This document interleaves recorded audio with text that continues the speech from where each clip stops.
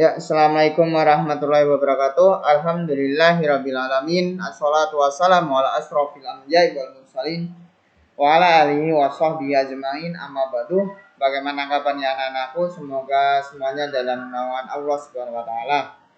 Dan pada kesempatan kali ini kita akan belajar yaitu tentang akhlak terpuji bersama Pak Bayu di sini. Hari ini kita akan belajar 4 akhlak terpuji yang harus dimiliki oleh kita semua. Yang pertama adalah ikhtiar, kedua tawakal, ketiga pemaaf, dan keempat toleransi. Ikhtiar dan tawakal. Nah, pengertian yaitu ikhtiar yaitu kerja dan usaha maksimal untuk memperoleh sesuatu, sedangkan tawakal yaitu memasrahkan atau menyerahkan keputusan sesuatu kepada Allah atas ikhtiar yang sudah dilakukan. Jadi konsepnya atau yang dilakukan pertama adalah ikhtiar, selanjutnya baru tawakal. Perbedaan ikhtiar dan tawakal. Nah, ikhtiar merupakan kerja pikiran dan fisik dilakukan sebelum tawakal. Sedangkan tawakal merupakan kerja hati dilakukan setelah melakukan ikhtiar. Kisah perilaku ikhtiar dan tawakal. Pada masa Rasulullah, ada seorang badui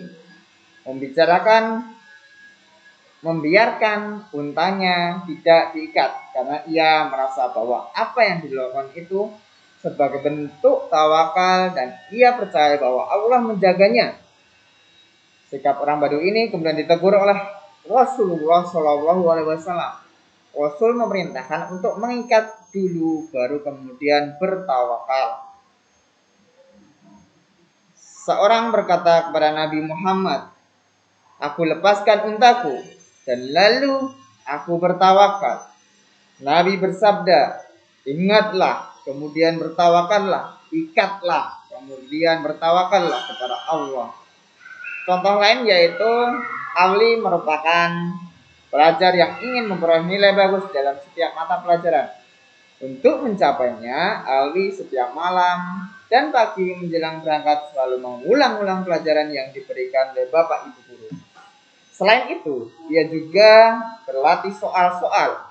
Sebagai pelajar muslim, ia merasa bahwa apa yang diusahakan ini belum cukup kalau tidak diikuti sikap tawakal kepada Allah.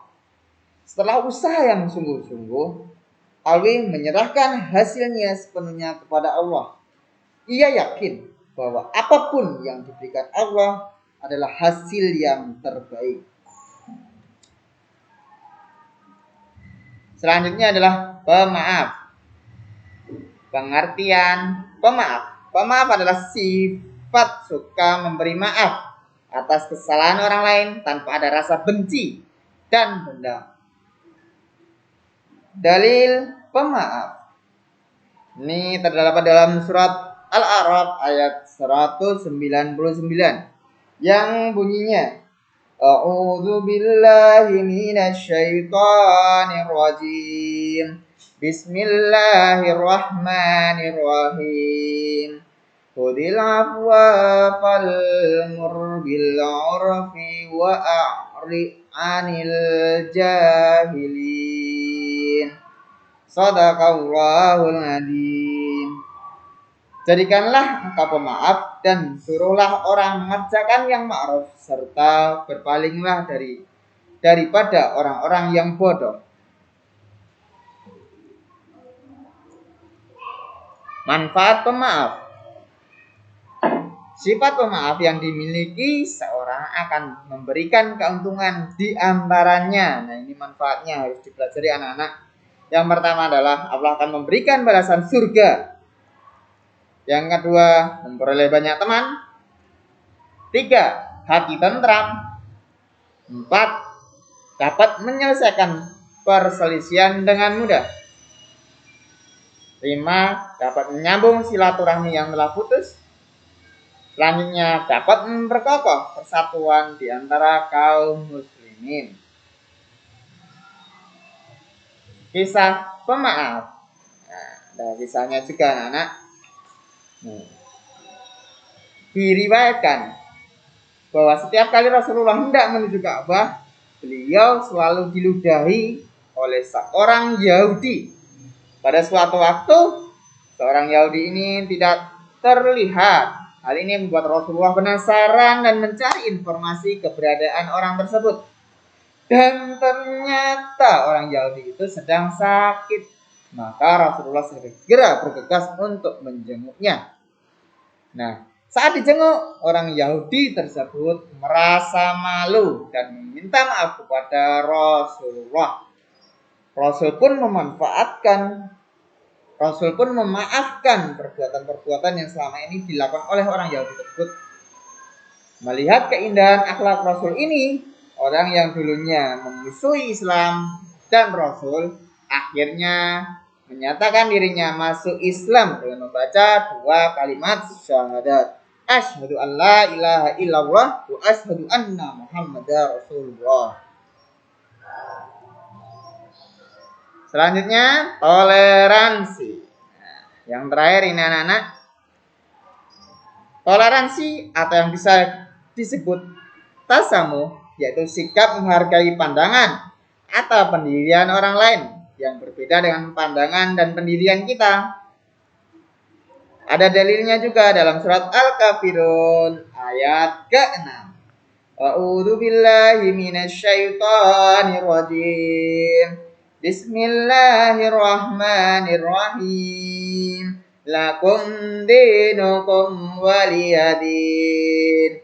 Untukmu agamamu dan untukkulah agamaku. Ingat ya anak-anak. Nah, contoh toleransi, salah satu contoh dari toleransi yaitu tidak mengganggu orang lain yang berbeda keyakinan dengan kita, terutama saat mereka sedang beribadah. Selanjutnya, manfaat toleransi. Nah, yang pertama menumbuhkan sikap saling menghormati. Yang kedua, menciptakan suasana yang aman dan nyaman.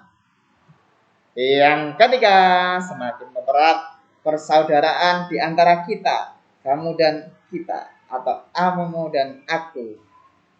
Selanjutnya, sedikit kisah toleransi. Nah, saat terjadi keributan antara kaum muslimin dan kaum Quraisy serta Yahudi, Rasul menawarkan solusi untuk membuat piagam Madinah. Piagam Madinah itu berada di Madinah ketika Rasulullah sudah hijrah dan membuat orang-orang Madinah ini memeluk agama Islam. Untuk mencari kedamaian dan ketentraman kehidupan di masyarakat. Nah, di dalam piagam Madinah disebutkan atau ditulis sesungguhnya orang Yahudi yang mengikuti kitab berhak atas pertolongan dan santunan sepanjang kaum mukminin tidak terzalimi dan ditentang. Mungkin cukup sekian dari Pak Bayu. Bila banyak salah mohon maaf. Billahi fisabilillah wastabiqul khairat.